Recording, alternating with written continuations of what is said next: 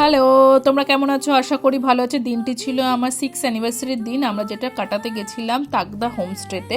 তাকদা হোমস্টেতে ঢুকেই আমি জাস্ট অবাক হয়ে গেছি। রুমটা ভীষণ সুন্দরভাবে সাজিয়ে দিয়েছে। যিনি হোমস্টের মালিক ছিল তিনিকে বলাই ছিল যে রুমটা সাজানোর জন্য, পুকুর বাবা বলেই রেখে দিয়েছিল। তো খুব সুন্দর সাজিয়েছিল। এইদিকে কিন্তু সন্ধেবেলায় আমার কেকও চলে এসেছে। কেকটা দেখে তো আমি জাস্ট অবাক হয়ে গেছিলাম যে কেকটা আমি কাটতে পারবো। সত্যি বলতে কি এবছর আমি ভাবিনি যে কেকও কাটবো, কিন্তু খুব সুন্দরভাবে 6 এবং অ্যানিভার্সারি লেখা আছে, 6 ক্যান্ডেলও নিয়ে এসছে। সেটা দেখে আমার খুব ভালো লেগেছে।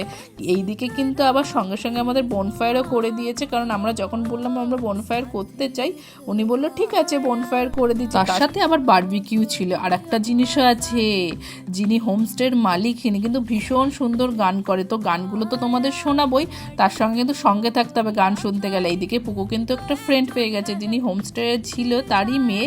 পুকু ফ্রেন্ড পেয়ে ভীষণ আনন্দ পেয়েছে কিন্তু।